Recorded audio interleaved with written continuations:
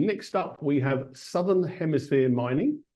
Southern Hemisphere trading under the ASX code SUH with a market capitalization of around 20 million is a copper and gold mining drilling at Llahuin in Chile, South America. Adding to its already substantial copper gold resource of 680,000 tonnes, copper equivalent, aiming to take it to the size for scale to majors and mid-tier producers within the next few years. Presenting for us today, it's a first, is Southern Hemisphere, and we have their non-executive chairman, Mark Stowell. Mark, take it away and welcome. Thank you, Paul. Excellent. Well, welcome to Southern Hemisphere. We're another one of those hidden gems that we've been under the radar for a while. We're a successful exploration company. Our team and my background, I've had over 20 years in the copper business, taken copper projects from an exploration stage through to mining, and we've made some good money for investors out of it. This one I got involved about 4 years ago and brought a number of my team along. The company discovered Llahuin back in 2010 and had some fantastic results, and then ran out of money about 2014, and it was sort of fairly moribund when we got involved about 4 years ago. So it's located in Chile. We've redone all the work, re-logged all the drilling, brought it up to Australian standards for a project, and we see some real potential here. Chile is an A credit-rated country like Australia, so unlike most of the other South American countries, and that's why the majors are here. So this picture in the background, that shows drilling hole 27 late last year. As you can see, it's not really an environmentally sensitive area. This is the Llahuin Valley, and it's a very large sulfide system in here running over about 5-6 kilometers. It is a huge project, way bigger than a small company like us would tackle and take to mining. So let me show you where it is and what the plans are with this thing. And it's got a lot of copper and a lot of gold and a lot more to find. So if you can flick to the next slide, please, Paul. Let's go past that one, the disclaimer everyone knows about. So we're located in Chile, as I mentioned, around central of Chile. We've already defined 680,000 tonnes of copper equivalent. That's copper and gold. Gold price is really helping our project as we stand, and we've got a couple of other projects in the country which I won't cover today. Los Pumas Manganese in the north, and a lithium brine project in the Atacama. Llahuin's our flagship project, and we're really focused on increasing resources here to a 20-25 year mine life, and then there's some large underground targets that we'll cover. In terms of style, it's a porphyry system, which is the same as all of the large, or most of the large mines in Chile, and growth potential to be of interest to the majors, mid-tiers, as we take this through the process. And that's our plan to sell this over the next few years. Next slide, please, Paul. The team I've covered off briefly, but the members of my team we've worked with together before, and funded and built operations in other parts of the world.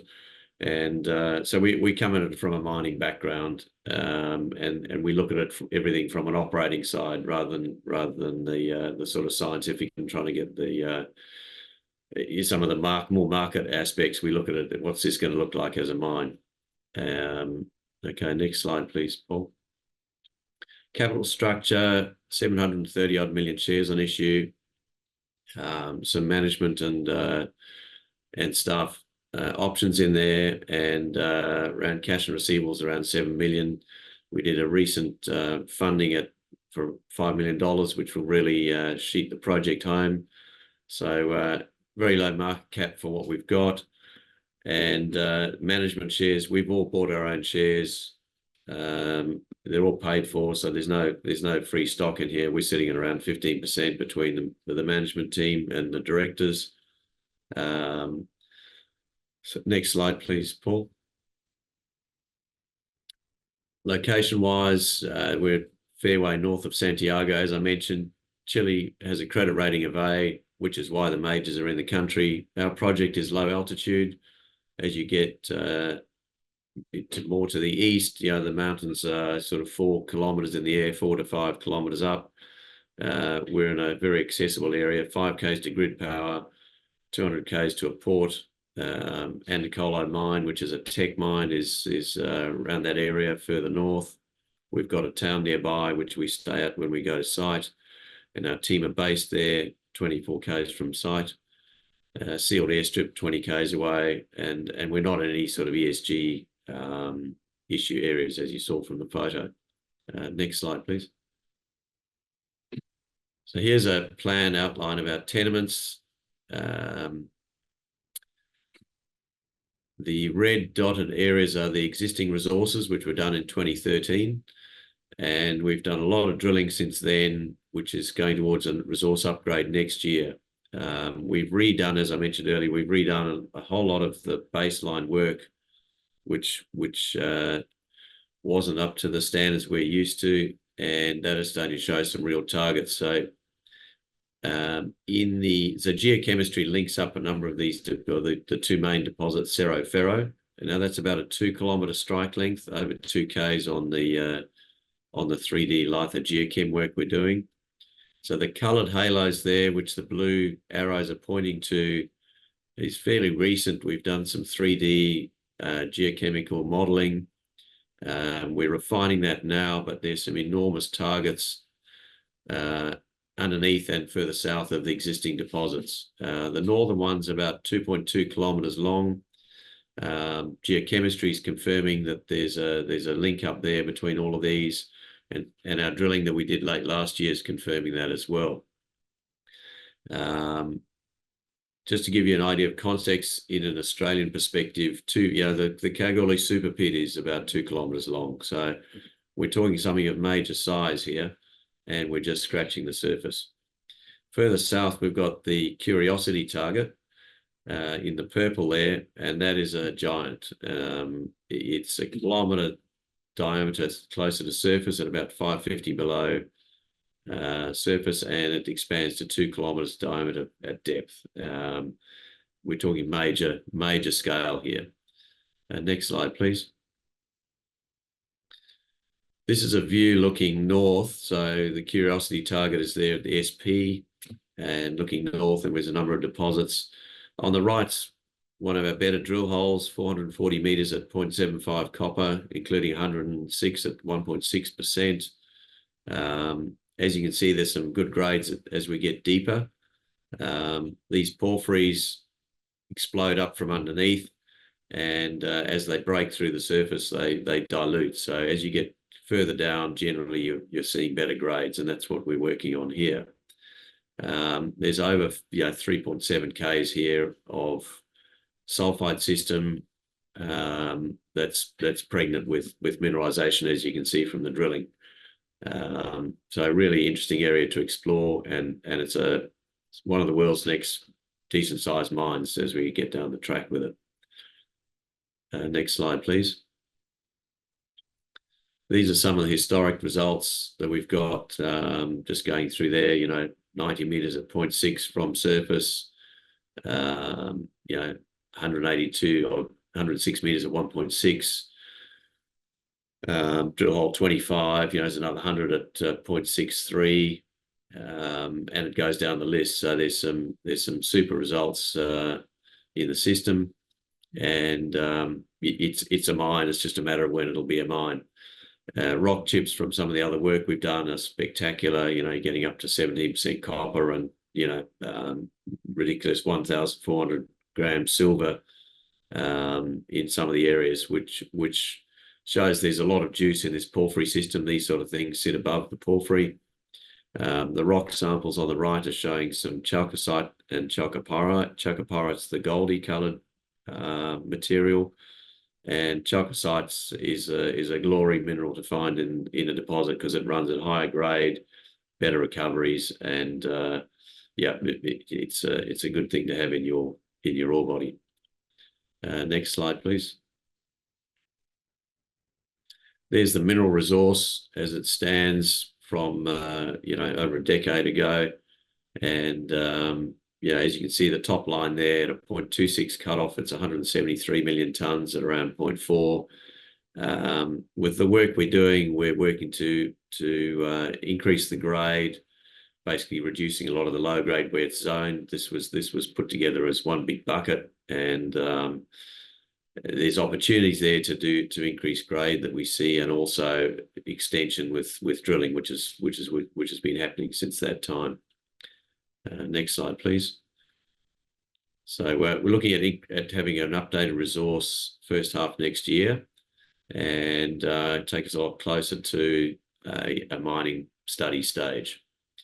This gives you a little bit of metrics on the central deposit, which is drilled out to measured and indicated status. It's around 100 million tonnes, 108 million tonnes at 0.4. You can see in the bright pink there that there's a lot of 0.5 blocks in there, and it's a 1-to-1 strip ratio. So that's the key to these big, large, low-grade porphyries is low strip ratio, and then you're mining ore pretty much the whole way through. The jagged outline there is your pit outline, and opportunities for more grade at depth there as well. But that's probably the depth of the pit. We've sort of modelled this where for open pit it's probably around this depth here at about 380 metres. And that gives us a guide for where the open pit will work on the other deposits in our project. And then below that, there's the massive underground potential at Curiosity and Cerro Ferro deposits. Grades, again, you can see the grades increase at depth. 360 metres at 0.63 from 100 down. 0.5, 0.6 is a magic number for these sort of things that really interest the majors. And that's where we're aiming to get this deposit up to where it's of interest to majors or mid-tiers looking for a bolt-on acquisition for growth. Next slide, please, Paul. This is a Google Earth photo with the ore blocks from the previous resource or the existing resource outlined. You can see central to the right, the rivers looks like a fault system that cuts them off, and Cerro Ferro, once again, that sort of 2-kilometre strike length. And we see a lot of opportunity to join that up, and also opportunity for higher grade zones within that would be priority to get us to sort of around a 300 million tonne target where we could commence mining studies. Next slide, thanks, Paul. So here's a cross-section of these targets that we've been developing. On the right is the Cerro target, which we covered off recently. So there's ore blocks above that. So the modelling works. The modelling was done without the data from the drilling. It was done to test that out, and it's showing where the ore zones are, which then gives us more confidence that what we're seeing at depth is a really good target. And then the grey zones are high mag zones that we've identified and then picked up in our drilling and put those into the model, and they're sitting in the right spot next to a decent ore body. Curiosity target is even bigger. So there's your kilometre diameter at about below the Santa Maria system, epithermal vein system. Sits right above it, which is what you would expect, and then the monster below that in the red and the orange. So drill testing of these is getting closer. We've got quotes out for rigs now, and we expect to be drilling in September, later September. There's further work's been done to refine these targets. Obviously, they're enormous, and we're trying to hit these things with the first couple of holes, as well as expand resources at the shallower level. So we'll have a couple of carefully planned holes deeper at the right time, and we'll kick off with the higher grade surface drilling in September. Next target slide, please, Paul. So this is a cross section through Cerro Ferro, and you can see the ore blocks there in the outlined in where the blue arrows are, and the modelling, which was the preliminary data, is demonstrating there's targets there, so obviously correct. And then the dark green further deep down shows us some pretty significant targets of depth, which would be an underground style, but would add substantially to the open pit mine and attract majors. Next slide, please. So very clear direction forward. We're drilling a major expansion of Llahuin for an upgrade next year. As I mentioned, we've got about 12 years already in measured and indicated resources, and we're adding to that to, you know, around a 300 million tonne would be the point where we'd start doing mining studies. And then there's the high grade copper feeder zones, which are feeding these surface deposits. We're using AI, geophysics, geochem, and to refine those drill targets. And once we're onto it, then you know, we're a very different company. So our key here is really we're building something for the majors, to majors, mid-tiers who are looking to expand, and a la so Rex Minerals. If you saw Rex Minerals get taken over recently, same sort of genre that we're looking at there, that there's a point where they can see the upside and they can see the mine, and then we transact, and we all make some money. Next slide, please. So in our district, it's a really emerging region. There's a new mine being built 8 kilometres from ours. That's well within you know, operating distance, and more to come on this as time evolves. It's called El Espino, or the Hawthorn.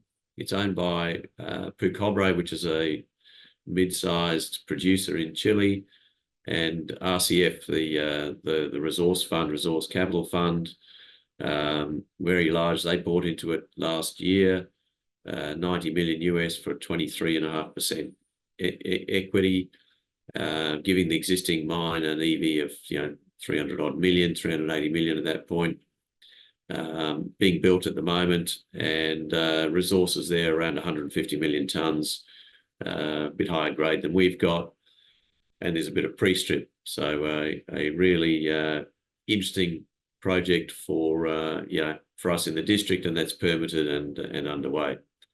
So that's the summary. There's a lot happening in the area. Next slide, please, Paul, and we'll wrap it up.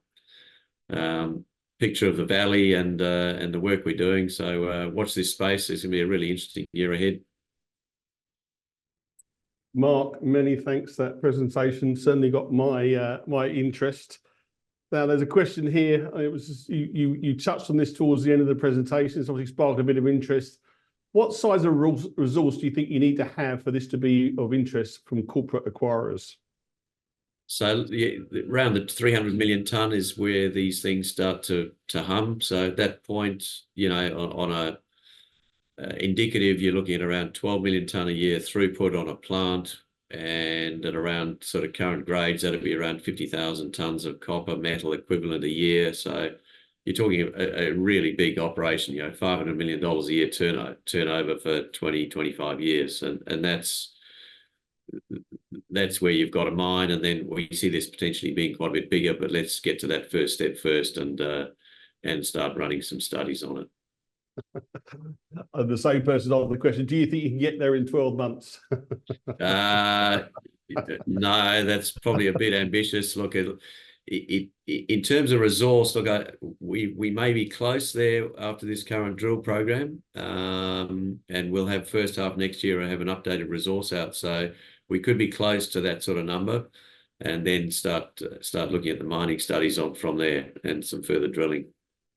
And what's the likely timing for the commencement of the mining study for the Llahuin copper gold project? First step, let's get the resource and spend our money getting the higher grades and really outlining the metrics that we need to see to get it to a mine. As I said, we've got 12 years under the belt. You can see in that picture the grey on the right-hand side, and that was mined, you know, by a local artisanal miner. It would be in a reasonable way, but, you know, pulled out 40, 50,000 tonnes running at about 2%. So, you know, we're around the 300 million tonnes is really where we're at normal porphyry grades, and we're in that grade range where these things sit. Yeah, good. And you touched on this earlier. What's the status of the existing infrastructure available for the project, and what kind of infrastructure will need to be built? The good thing here is, as I mentioned, we're near a town. There's grid power nearby. Chilean grid power is pretty reasonable. The other magic thing is there's a mine operating, or will be operating, 8 kilometres down the road. So there's some potential synergies or a combination down the track on that. They've got a relatively short mine life for the CapEx, around just under 20 years. So there's some further discussions to be had there as we take this through the hoops. Infrastructure wise, it'll be a full mine build, but we've got a lot of towns nearby. There's a workforce. Chile has a lot of unemployment, and it's got a very skilled mining labour force. Yeah, no, absolutely. Are there any concerns around access to water? It's a very good question, and normally it's a big issue in Chile. El Espino next door have got a pipeline coming from the ocean to operate their plant. In this area, we drilled last year, and prior drilling, we're hitting water at 50 meters in all the holes you can see there in the slide, and quite decent volumes of it. Where we stopped RC drilling and reverted to diamond. This time we'll have more air compressors to belt through that, but it looks like there's some good potential for water there, and it's quite a nice problem to have. Yeah, no, absolutely. And another question here: what's the potential size of the southern porphyry target? That's a monster. So volumetrics wise, you're talking billion-ton scale. So. It's not arm waving. You can go and run the numbers. You put it kilometre by kilometre, or take the core of that out. It's very, very big, and as it gets deeper, it goes to 2K. So your rough metrics for an underground block cave to be a viable mine is around, on a standalone basis, is around 500 million tonnes at about 1%. As a part of an open pit operation, you could probably be down to around the 200 million tonnes. At around that 1% grades, what you need to see. Gotcha. Now, you and I were talking in the chat room before, and I noticed this. So, questions actually come in. Who are Pictet Asset Management, and when did they come on the register? Well-renowned resource fund, or involved in the resources as well. They came onto the register in the recent placement. Really pleased to have them on board. And a number of other institutions have also joined the register recently as well. Yeah, and just to add to that, Pictet Asset Management, it's one of the A-grade global asset managers. There's not a better fund to have on your register than a fund like that. So pretty impressive that you attracted that interest, and so it certainly caught my eye earlier as well. Absolutely, no, thank you, and thanks for mentioning it. And question here: what do you expect from the reinterpretation and relogging done on the 2013 resource estimate of 680,000 tonnes of copper equivalent?